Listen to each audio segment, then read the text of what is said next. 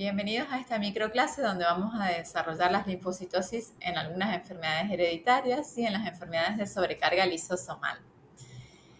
En cuanto a los aspectos citológicos de las linfocitosis en las enfermedades de sobrecarga lisosomal, puede haber defectos en la degradación de glicanos, en la degradación de lípidos o en la degradación de proteínas. También defectos en el transporte lisosomal o en el tráfico intracelular de los lisosomas. Las causas de las enfermedades de almacenamiento lisosomal, los principales mecanismos moleculares y celulares son mutaciones que dan lugar a la síntesis de una enzima defectuosa con actividad catalítica reducida. Puede haber deficiencia o ausencia de proteínas activadoras de hidrolasas, mutaciones que causan defectos en el plegamiento de las proteínas y resultan en transporte defectuoso de esas hidrolasas lisosomales, ¿sí? Fuera del retículo endoplasmático, defectos en la formación del complejo multienzimático catepsina, sialidasa, galactosidasa necesario para el transporte de las hidrolasas lisosomales desde el retículo endoplasmático, defecto en el proceso de glicosilación, que eso tiene lugar en el Golgi y que puede resultar en una actividad catalítica reducida, defectos en la glicosilación con la manosa 6-fosfato, sí, en el Golgi, que puede producir enzimas que no llegan a los lisosomas, defecto en el paso de transporte, pero desde el Golgi, en proteínas integrales de membrana lisosomal con roles de transporte o en proteínas involucradas en eventos regulatorios vitales con una función lisosomal. Así que los mecanismos son multifactoriales, digamos, variados. En cuanto a los desórdenes de almacenamiento lisosomal, se clasifican de acuerdo al sustrato que se acumula, ¿sí? O el metabolismo que está fallado. Las de tipo 1, cuando hay defecto en el metabolismo de los glicosaminoglicanos, ahí hay mucopolisacaridosis. Las más representativas son la de Harler, la de Hunter, la de Sanfilippo, la Moroquio tipo A y tipo B, la tipo 6, que se llama Moratolamí. Después está la degradación defectuosa de la porción glicano de las glicoproteínas, ¿sí? Esas son las de tipo 2. Luego puede haber degradación defectuosa del glicógeno, que es la enfermedad de Pompe, degradación defectuosa de componentes de fingolípidos, ¿sí? Como deficiencia de fingomielinasa ácida, Niemann-Pick tipo A y tipo B, enfermedad de Fabry, Farber, de Gaucher, tipo 1, tipo 2. Puede haber degradación defectuosa de polipéptidos, defectuosa degradación o transporte de colesterol, deficiencias múltiples de enzimas lisosomales, defectos de tráfico y transporte. Entonces, la clasificación es de acuerdo a el sustrato que se acumula o el defecto, digamos, en el proceso celular que está alterado. ¿Cuál es la cascada fisiopatológica desde la célula hasta a nivel clínico, a nivel sistémico? Hay una mutación genética, ¿sí? En la falla de una síntesis de una hidrolasa ácida o una proteína transportadora. Hay un bloqueo catabólico y una acumulación progresiva de un sustrato.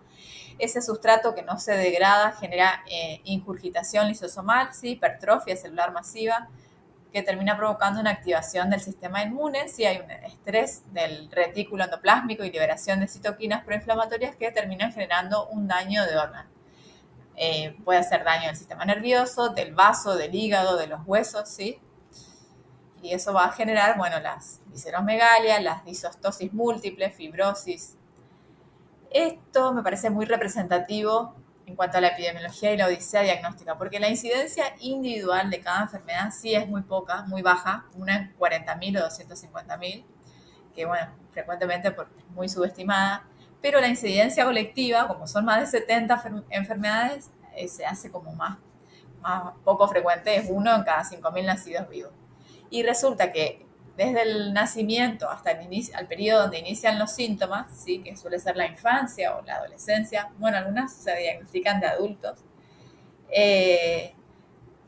desde que del inicio de los síntomas hasta el diagnóstico final confirmado, ahí se produce un daño, una brecha de daño irreversible. Los órganos que se dañan no se pueden recuperar, digamos, y donde se pierde tiempo si estas enfermedades no se diagnostican.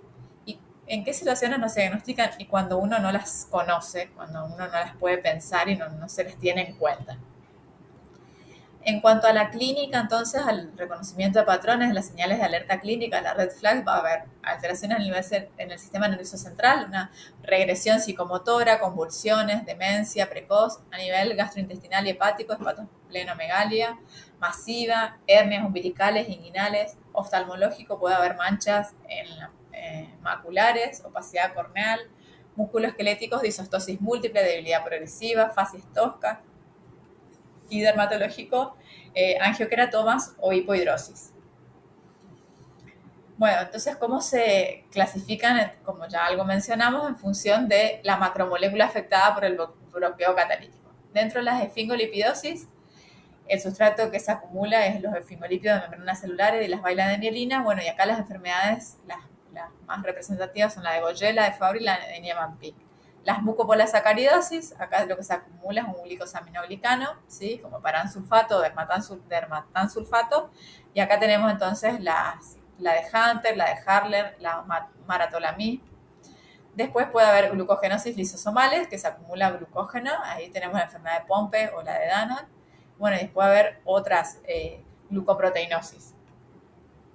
En cuanto a la matriz diferencial, bueno, la esfingolipidosis, en la enfermedad de Gaucher se acumula la glucocerebrosidasa, sí, es una enfermedad autosómica recesiva, y acá la clínica es esplenomegalia indolora, trombocitopenia y crisis óseas severas. La terapia va a constituir en terapia de reemplazo o reducción del sustrato. La de Fabry la enzima que falta es una alfa-galactosidasa, acá está la herencia ligada al cromosoma X, y hay acroparestesias intensas, miocardiopatía hipertrófica, insuficiencia renal y córnea vorticiliada. En el caso del síndrome de Harler, la enzima faltante es una alfa-hidronidasa, es la herencia autosómica recesiva, y la marcador diferencial es la opacidad corneal progresiva. Sí, acá el tratamiento es el trasplante de células madres en menores de 2 años. El síndrome de Hunter, otra mucopolisacaridosis, acá la enzima es el hidronato 2-sulfatasa, es una herencia recesiva ligada al cromosoma X, afecta predominantemente a varones, y el marcador diferencial es la ausencia de opacidad corneal, y hay lesiones dérmicas en guijarro. La terapia de reemplazo enzimática es intravenosa, y el inconveniente que tiene es que no atraviesa la barrera hematoencefálica. Después, la enfermedad de Pompe, la glucogenosis tipo 1, acá la enzima, el defecto está en la alfa-glucosidasa ácida y una acumulación masiva de glucógeno lisosomal.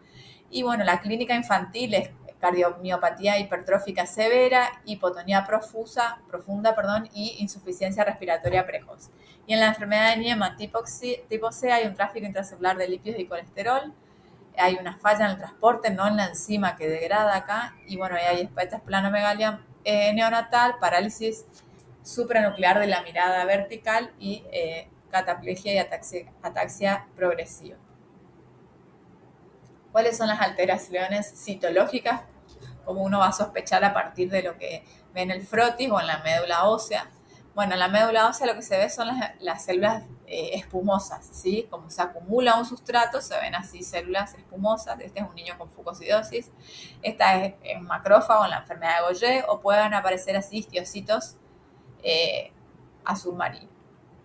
En la sangre periférica lo que se ve en el caso de los linfocitos, ¿sí?, que nos va a llamar la atención, son vacuolas o ciertas inclusiones citoplasmáticas, gránulos, pero distinto a los gránulos del linfocito grande granular. Clave acá observar el extendido de sangre periférica en la zona de la cabeza del frotis, ¿sí? No en el cuerpo ni en la cola, sino en la zona donde los glóbulos rojos están separados, pero se le ve el halo central. Porque si no puede confundirse con los monocitos, que también se pueden vacuolar, sobre todo si pasa mucho tiempo la muestra conservada con el anticoagulante. Por otra parte, entonces, bueno, esto en la suma, digamos, de las alteraciones en sangre periférica y en médula ósea. En sangre periférica, entonces, los linfocitos vacuolados, los linfocitos de Gacé, los linfocitos así que tienen inclusiones citoplasmáticas, ¿sí?, con granulaciones anormales. Acá hay un linfocito de Gacé, acá hay unos vacuolados, los linfocitos Rodentice también, o con granulaciones anormales grandes. Y también puede haber alteraciones, anomalías en los polimorfos nucleares, que pueden haber así como la granulación de Alder o reagrupamiento de la granulación en pares, ¿sí? Bueno, y como lo que está en mayor proporción, las células que están en mayor proporción en fórmula relativa, en un frotis, son los neutrófilos. Por ahí uno ve un neutrófilo que le llama la atención y después va a ir a mirar el linfocito y ahí va a ver en detalle que tienen estas alteraciones de la vacuolización o los gránulos. En cuanto al diagnóstico, bueno, uno tiene que tener, como ya mencionamos, la sospecha clínica, que si uno no tiene presente este tipo de enfermedad, entonces nunca no se va a pensar nunca. Puede ser en pediátricas o en adultos, y los estudios iniciales son ecografía abdominal, radiografías óseas, y bueno, para el paso que sigue es el tamizaje enzimático, que se hace en papel de filtro, con la misma metodología por la que se hace la pesquisa neonatal en sangre periférica. Son gotas de sangre, es mínimamente invasivo, y eso se envía a un centro donde realizan este tipo de dosaje enzimático. Si baja la enzima que se está estudiando, ahí se hace la confirmación por estudio molecular, ¿sí? Se hace la secuenciación de genes específicos o el exoma completo. En cuanto a la terapia, sí, bueno, el soporte base para el órgano afectado, puede haber trasplante celular, sí, de células madre hematopoyéticas, sobre todo en las formas neuropáticas tempranas. El estándar actual es la terapia de reemplazo enzimático, sí, administración periódica intravenosa de una enzima sintética, que esto ha evolucionado mucho y mejorado este tipo de terapias. También hay moduladores moleculares, moléculas pequeñas de terapia de reducción de sustrato, ¿sí? Y chaperonas. Y esto, la ventaja que tiene es que es de administración vía oral. Y bueno, el futuro, digamos, sería la más pura, la terapia génica, ¿sí? Y la edición. ¿Cómo actúan a nivel celular entonces los tratamientos que se administran? Bueno, la terapia de reemplazo enzimático va a sustituir a la enzima, proveer exógenamente la enzima faltante. En cuanto a la terapia de reducción de sustrato, ahí se frena la producción del sustrato que se acumula, entonces se inhibe la síntesis del sustrato para que la enzima residual del paciente pueda manejar la carga. Bueno, la limitante de algunas entonces enzimas y de algunos sustratos, digamos, que frenan la producción del sustrato es que no atraviesan la barrera hematoencefálica. Entonces, en esos casos, lo que se hace es una administración intracraneal de la droga para llegar al sistema nervioso. Y bueno, lo que se vio es que hay una conexión inesperada, ¿sí?, entre la célula lisosomal mutada, que acumula esos productos que no puede degradar la célula.